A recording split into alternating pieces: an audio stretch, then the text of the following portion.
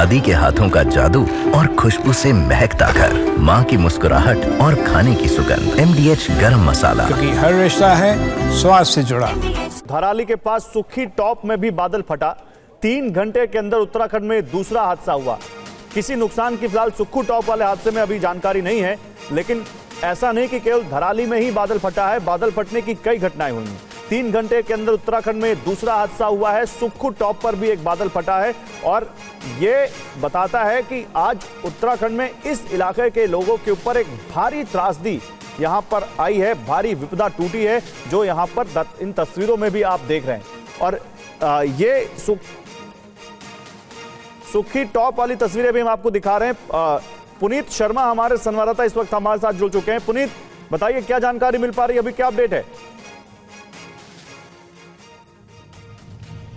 देखिए, लगभग 1:41 की ये बात है जब धराली में ये क्लाउड बस्ट हुआ है और काफ़ी तेज से फ्लैश फ्लड आया है। और सबसे बड़ी बात यह है कि पहले ये जो नदी का रास्ता था बहुत छोटा था, और लेकिन जब ये तेजी से फ्लैश फ्लड आया तो उसके बाद ये बाईं तरफ गया है, और जो बाईं तरफ जितने होटल, मकान और होम स्टे थे, जो बाजार थे, इन सभी को अपनी चपेट में ले लिया है। 4 लोगों के मरने की पुष्टि हो चुकी है, 50 से ज्यादा लोग घायल हैं, और सबसे बड़ी बात यह है कि 100 से ज्यादा लोगों के अभी लापता होने की खबर आ रही है। हालांकि इस पूरे मामले में गनीमत ये रही कि पास में ही 4 किलोमीटर दूर आर्मी का बेस कैंप था, जहां से 150 जवान पहुंचे और 1520 लोगों को जो है रेस्क्यू करा लिया गया है। पूरे देश की निगाहें NDRF, SDRF, ITBP के जवान लगातार लगे हुए हैं और लोगों को बाहर निकालने का काम फिलहाल वहां से किया जा रहा है। हमारे संवाददाता पुनीत शर्मा जो है इस वक्त घटनास्थल की तरफ जा रहे हैं, जिनके बारे में जो अभी आपको जानकारी दे रहे हैं। ब्रिगेडियर दत्ता भी इस वक्त हमारे साथ है, उनके पास चलते हैं। ब्रिगेडियर दत्ता सर, ये मुझे बताइए कि क्या कोई हमारे पास ऐसी टेक्नोलॉजी है जिसमें हम इस तरह की आपदाओं को पहले से एंटिसिपेट कर सकें कि ऐसा कुछ हो सकता है?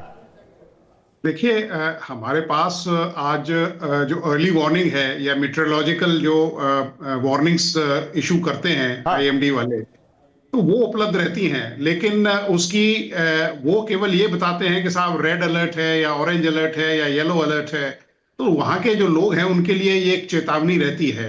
लेकिन वो किस मतलब इंटेंसिटी का होगा, कैसे होगा, किस एरिया में होगा, क्या वहां जो फ्रिजिलिटी ऑफ लैंड है, प्रोफेसर संतोष कुमार ने बड़े विस्तार से बताया कि वो उसके जो जियोलॉजिकल फैक्टर्स हैं वो काफी कंट्रीब्यूट करते हैं कि किस तरह से होगा।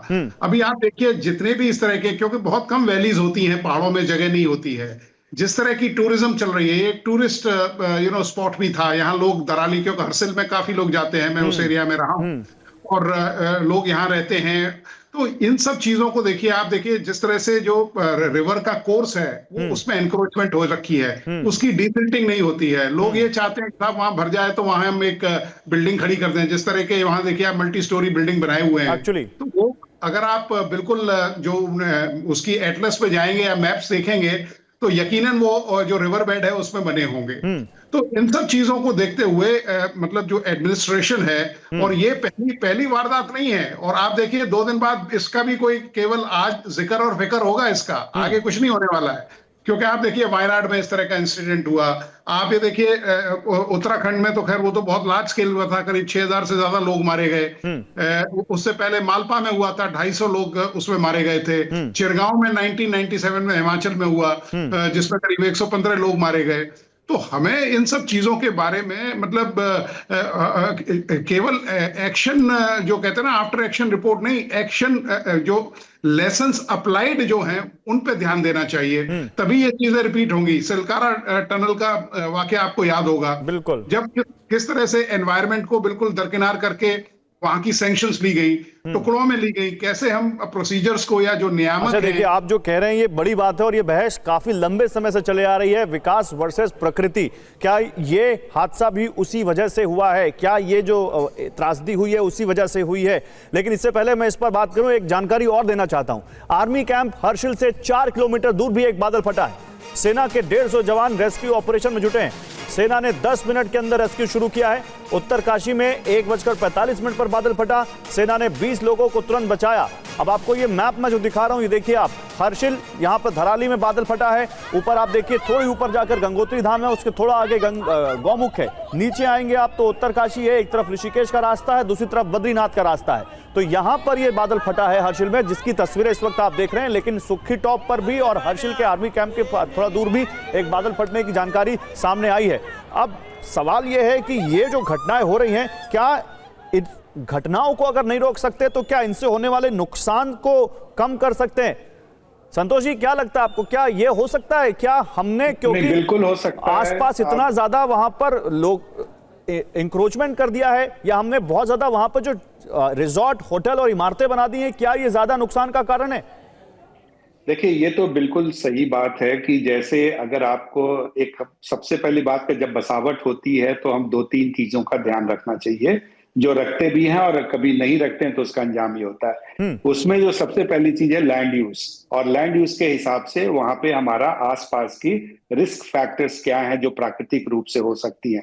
जैसे बादल फटने की बात हुई है, और उत्तरकाशी के पास पुराना इतिहास भी है अर्थक्वेक का, और उस अर्थक्वेक के साथ साथ जो हमारे चमोली का भी एरिया जो है, चमोली में भी बड़े भूकंप का क्षेत्र है। तो उसके हिसाब से हमारी डेवलपमेंट प्लानिंग, हमारा स्ट्रक्चर का निर्माण और जगह कहाँ पे, कौन सी सुरक्षित जगह है, कौन सी असुरक्षित जगह है, इसका ध्यान बहुत जरूरी है।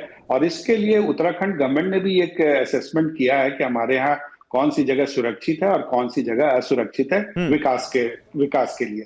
तो उस पर इन्फोर्समेंट की आवश्यकता हो सकती है और उसको इन्फोर्स कर भी रहे होंगे जो उन्होंने अध्ययन किया। जो दूसरी बात जनरल दत्ता कह रहे थे, इसमें एक भारत सरकार ने इसको संज्ञान में लिया। कई जो उन्होंने बताया कि कई लैंडस्लाइड्स हुए और हमारे एक्शन प्लान बने अथवा नहीं बने, तो भारत सरकार का खास करके जो हमारा 15 फाइनेंस कमीशन में इस तरह के आपदाओं को ध्यान में रखा गया, और स्पेशल केसेस में सारे जो लैंडस्लाइड प्रोन स्टेट्स हैं उनको 200 करोड़ इस तरह से धन की राशि की आवंटन भी की गई है। और इसमें राज्य सरकार इसमें प्रपोजल्स बना के उसको आगे बढ़ रही है। लेकिन साथ साथ ये मिटिगेशन की प्रक्रिया तो साथ चल रही है, लेकिन साथ साथ प्राकृतिक जो रूप से बादल फटना और उसकी भी घटनाएं हो रही हैं। जो इसमें महत्वपूर्ण है इस तरह की घटनाओं के लिए, वो अर्ली वार्निंग का इजाद होना। अर्ली वार्निंग में जो किस तरह से क्लाउड बर्स्ट को हम आइडेंटिफाई करके, जो डिसरप्टिव टेक्नोलॉजी जो भी इस्तेमाल करके लोगों तक हम उसकी सूचना पहुंचा सकते हैं। ठीक है। अभी आईएमडी एक नाउ कास्टिंग का कार्य शुरू किया, रडार बेस्ड इंफॉर्मेशन सिस्टम को लेके, लेकिन ये देखना होगा कि वो नाउ कास्ट में हम इस तरह की चीजों को प्रेडिक्ट कर कितना घनत्व है हमारा। सर, ये सारी बातें हम कर रहे हैं, ये सारी बातें तब हो रही हैं जब आज लोगों की जान चली गई है। सारी बातें तब हो रही हैं जहां एक बार फिर हमने वो इतिहास देखिए फिर से दोहरा चुका है अपने आप को। दादी के हाथों का जादू और खुशबू से महकता घर, माँ की मुस्कुराहट और खाने की सुगंध। MDH गरम मसाला, क्योंकि हर रिश्ता है स्वाद से जुड़ा।